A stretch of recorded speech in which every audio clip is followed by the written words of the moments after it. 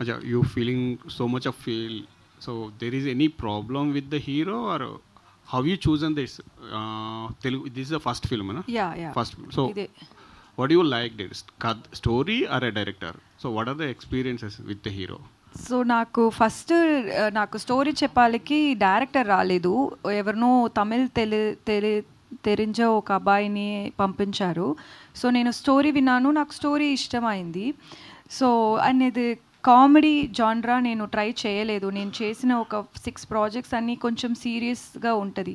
So ఇది నాకు కొత్తదిగా ఉంది, ఇది నాకు ట్రై చేయాలి అని నేను థింక్ చేశాను. అదే ఒక్క రీజన్ నేను యాక్సెప్ట్ చేశాను. నాకు సుధీర్ గురించి ఏం తెలీదు. ఆమెకి చెప్పినప్పుడు స్టోరీ ఉండదండి, ఉట్టి ఆమె వీళ్ళకి చెప్పినప్పుడు ఆర్టిస్ట్కి ఏమంటే వాళ్ళ లైన్ వాళ్ళ క్యారెక్టరైజ్, నా క్యారెక్టరైజేషన్ అట్లా lot of people will agree. Yeah, అదే జరుగుతుంది. ముందు స్టోరీ అని డెవలప్ చేసి ఫుల్ నరేషన్ ఉండదు. సో అది చెప్పారు. సో సుధీర్ గురించి తెలీదు, ఎవరి గురించి నాకు తెలీదు. ఆ టైంలో నేను స్టోరీ వినినే నేను అది ఓకే చెప్పాను. అది కామెడీ జాన్రా అని మాత్రమే నేను ఓకే చెప్పాను. సో అలానే సెట్కి వచ్చిన నుంచే ఎక్కువ టైం కూర్చోపెడతారు. వాంటెడ్గా బ్రైడల్ లుక్ ఉంటుంది. మార్నింగ్ ఏం చెప్పాలి, శారీ వేయాలి అంటారు, సీన్ మార్నింగే రెడీ అంటారు, ఈవినింగ్ ఒక 5 o'clock షార్ట్ పెడతారు. whole day I have to sit in the bridal thing. But that's okay. That's how work happens and it's okay. I am not saying it as a complaint, but it's just like, you know, he could have been little more considerate. Endukante it's I always believe that a movie is not just about the producer, the hero, the heroine or the director. There is more to it. There are enta mante janalu from the technicians, enta people work అది స్టేక్లో పెట్టి మీకు ఏది కంఫర్టో, మీకు ego ఉంటుంది అంటే అది అలా చూసేదే తప్పు అని నేను థింక్ చేశాను. End of the day like you know you can't like put other people's effort at stake. So అది అలా చేయకూడదు.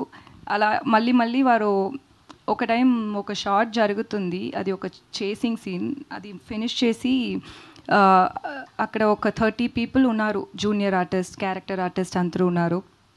సో డైరెక్టర్ మైక్లే చెప్పారు, ఏంట్రా ఇది, ఈ అమ్మాయిని ఎంత అందంగా ట్రై చేస్తే ముడింజిలా, ఎందుకంటే ఈ అమ్మాయి అందంగా లేదు అని పబ్లిక్గా చెప్పారు.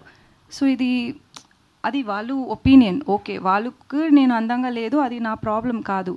బట్ అది ఒక పబ్లిక్గా చెప్పినప్పుడు నాకు ఎలా కాన్ఫిడెన్స్ వస్తుంది. నెక్స్ట్ షాట్ నేను వెళ్ళి నా కెమెరా చూసేటప్పుడు ఒక వాళ్ళ అందరూ ఉన్నారు, వాళ్ళకు ఒక 8 అసిస్టెంట్స్ ఉన్నారు కదా. సో 8 అసిస్టెంట్స్ ఉంటారు ఆ డైరెక్టర్కి, అందరం కూర్చి ఏమో నవ్వినే ఉంటారు. సో యాజ్ అన్ యాక్టర్ నాకు ఫస్ట్ నేను కాన్ఫిడెన్స్గా చూడాలి, దానికి డైరెక్టర్ ఇంపార్టెన్స్.